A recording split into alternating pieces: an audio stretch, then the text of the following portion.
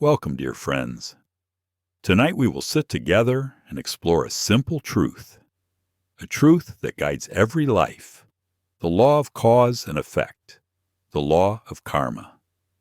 This is not a teaching of fear, nor a tale of punishment or reward. It is the natural rhythm of life itself. When we understand it clearly, we stop adding suffering to our days, and we begin planting the causes of peace, kindness, and freedom. So let us begin this journey, step by step, breath by breath, starting with Part 1, Karma Without Superstition. Part 1, Karma Without Superstition. Let us begin with a simple breath in and a slow breath out. Here, in this quiet moment, we look at karma. Most of us have heard this word many times. Often, it is covered with mystery or fear or superstition. But karma is not a punishment. It is not a reward. No one is watching from the sky to keep score. Karma is far more simple and far more human. It is the natural echo of what we do, what we say, and what we think. Every action of body, every word we speak, every thought we hold in our mind sends ripples into life. Those ripples, sooner or later, return to us. Pause with this image. A seed dropped into soil slowly becomes a sprout, then a tree, then many fruits. From one fruit, many seeds fall, each of them carrying the power to grow into many more trees. This is karma. One small action may multiply into many results, which in turn create new causes. It is not one for one. It is a living chain, an endless weaving of cause and effect. So when we understand karma in this way, we are no longer frightened by it. We don't see it as a punishment hanging over us. We see it as the most natural law of life. When this exists, that arises. When this fades, that too disappears. If anger is in our thoughts, harsh words appear.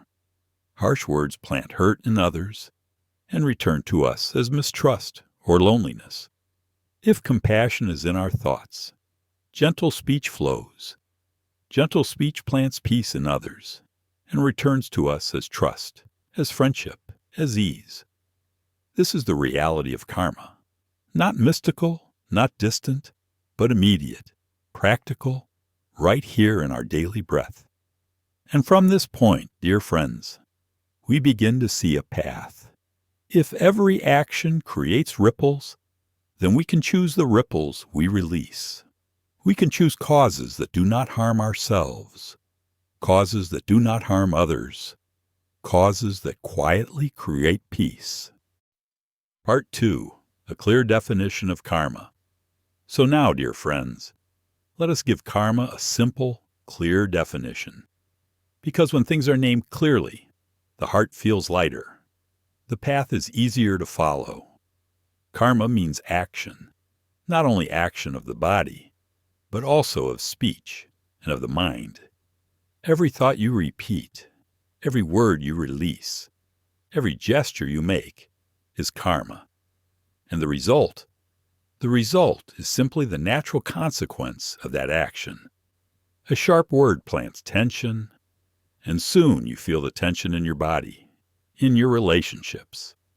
A kind word plants warmth, and soon warmth returns to you in trust, in connection. It is like touching fire. The hand burns, not because someone decides to punish you, but because heat naturally burns. It is like drinking cool water. The throat is soothed, not because someone decides to reward you, but because water naturally refreshes. Karma works in just this neutral, precise way. This is important to see. Karma is not personal. It is not judgment. It is simply cause and effect. Like gravity pulling an apple to the ground, karma pulls each action toward its natural consequence. And so, if the causes are knowable, if they are right here in our daily life, then we are not powerless. We can choose better causes. We can plant seeds that will one day blossom into peace, trust, and freedom. This is the gift of clear seeing. The past explains how we arrived here, but the present, this very breath, decides what we plant next. Part 3. 4 keys that make karma workable. So friends, now that we see karma as simple cause and effect, the next question is, how do we work with it? How do we make this law practical so that it guides our everyday life? There are 4 keys, 4 ways to see karma clearly and to use it with wisdom. 1. Seeds and fields. Every intention is like a seed. The environment around you, your habits, your company, your choices, is the field where the seed is planted. And your attention is the water. What you keep watering will grow. So ask gently each day, what am I watering with my thoughts, my words, my time? 2. Delay is not denial. Some fruits ripen quickly. Speak with anger, and you may feel the sting of regret within seconds. Some fruits ripen slowly. Years of kindness build trust that lasts a lifetime. Years of neglect weaken the body little by little. So remember, if you do not see the result today, it does not mean the cause has vanished. It is simply ripening in its own season. 3. Not fate, but feedback. Karma is not a locked destiny. It is not a chain that binds you forever. It is feedback, like the compass of a traveler. The past explains why you stand here now. But the present, this very choice, this very breath, decides where you step next. Right now, you can plant a new seed. Right now, you can change the direction of the path. 4. Collective wins, individual rudder. We all live under the same sky, in the same weather of society, economy, culture, and family stories. These are the collective winds. But even as the wind blows, you still hold the rudder. Your thoughts, your words, your actions, this is how you steer your boat. 2 people in the same storm can sail in very different ways. So do not despair at the storm. Simply take hold of your rudder and guide your boat with care. These are the 4 keys. Seeds and fields. Delay is not denial, not fate, but feedback, and the rudder in the storm. With these, karma becomes something we can live with gently, not as a threat, but as a guide to freedom. Part 4. The compass. A living ethic. Friends, if karma is the law of cause and effect, then how do we live each day with it?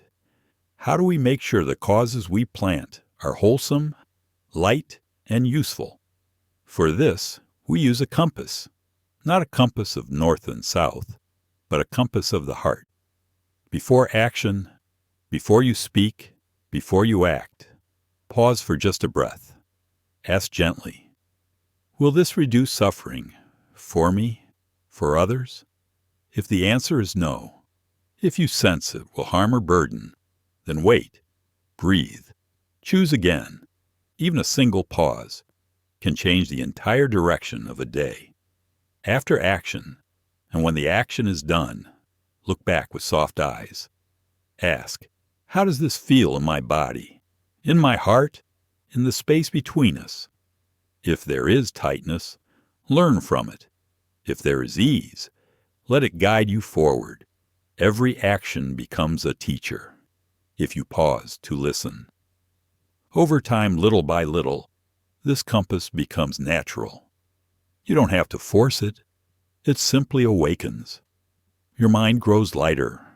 Your choice is kinder. You become someone you can trust, and peace quietly begins to grow around you. This is the compass of karma, a living ethic, not a heavy rule book, but a simple practice of asking, does this reduce suffering? Does this bring peace?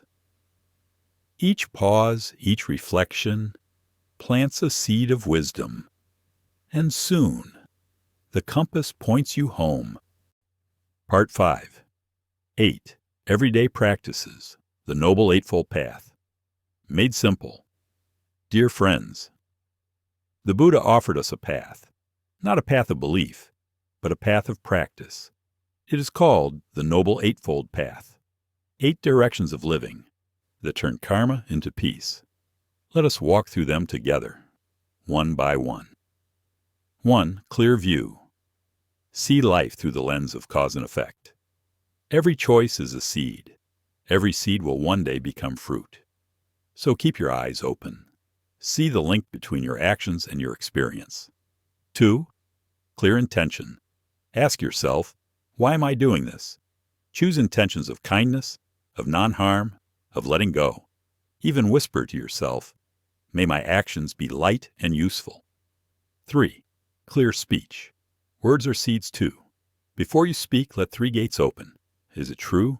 Is it kind? Is it necessary? If 2 gates don't open, stay silent. Silence itself can be a gift. 4. Clear action. Live with simple ethics. Protect life, be honest, respect boundaries, speak cleanly, and keep your mind clear, free from intoxication of substances or harmful media. These are not restrictions. They are protections. They guard your peace and the peace of others. 5. Clear livelihood. Earn your living in ways that do not harm. Choose work that supports life, not destroys it. The simpler your work, the cleaner your heart, the deeper your sleep. 6. Clear effort.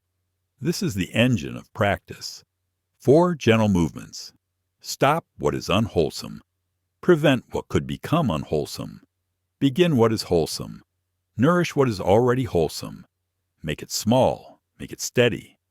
When anger sparks, exhale, relax your jaw, feel your feet. When kindness appears, say it, share it, water that seed. 7. Clear mindfulness. Choose one anchor for today, your breath, your footsteps, your hands washing a dish. Return to that anchor again and again. Each return is a victory. Each return is freedom. What? Clear stillness. Sit quietly for 10 or 20 minutes a day. Let the spine be soft, the breath natural, the eyes relaxed. Thoughts will come and go, like clouds in the wide sky. When you notice you've wandered, smile, and gently return. This simple stillness trains the heart to rest. So, friends, these 8 practices are not distant ideals. They are everyday choices, everyday directions. Walk them gently, step by step, and you will see karma becomes not a chain, but a path of freedom. Part 6. Practical Exercises. You can start tonight. Now, dear friends, wisdom is only alive when it's practiced. So let us bring these teachings down into our daily rhythm, into the very breath of tonight. Here are 4 simple exercises. Small seeds you can begin right now. 1. The pause breath. 3 times a day. Stop whatever you're doing. Take 3 slow breaths. Inhale gently through the nose. Exhale longer through the mouth. Relax the tongue. Let the shoulders soften. Feel your feet touching the earth. Quietly name what is here.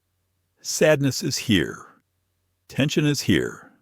Calm is here. Just naming is already healing.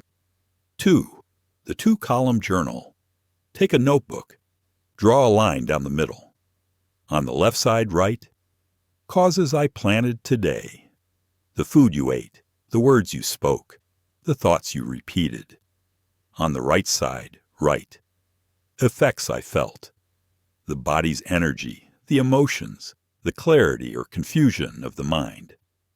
At the bottom, choose 1 small seed you want to plant tomorrow. 3. The 1% kindness rule. Whenever stress arises, do not fight it.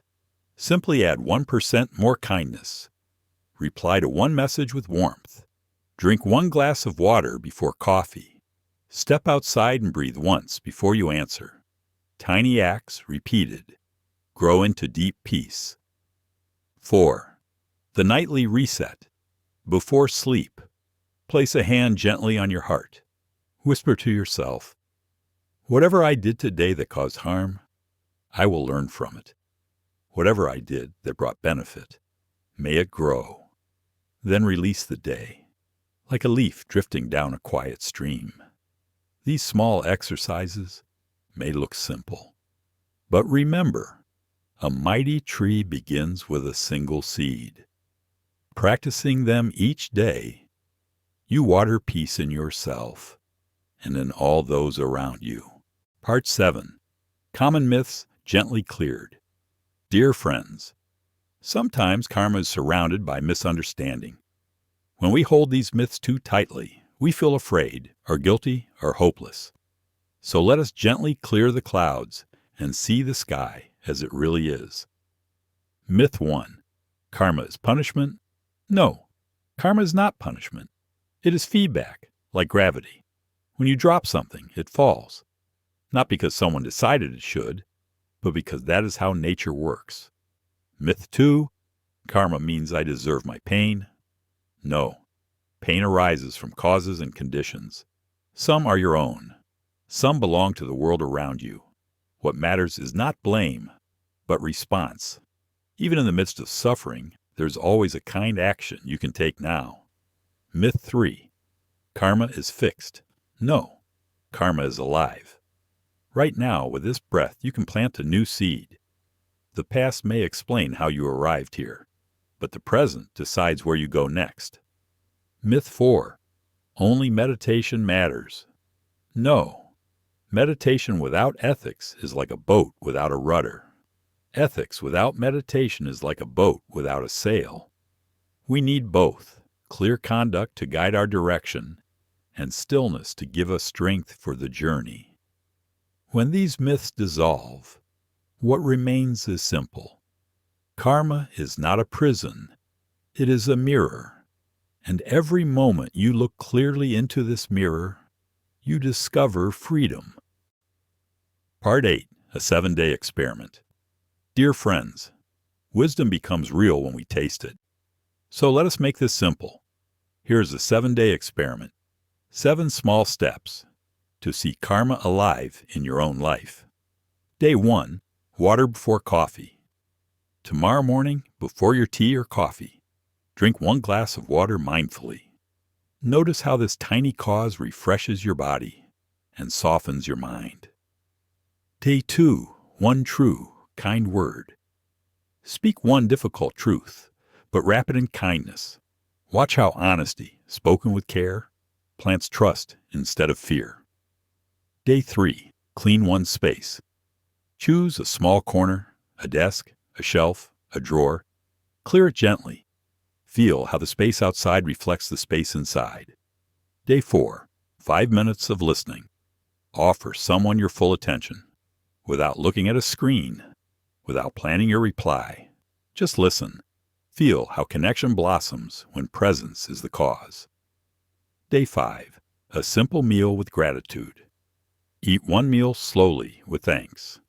Notice the taste, the effort behind each grain of rice, each piece of fruit.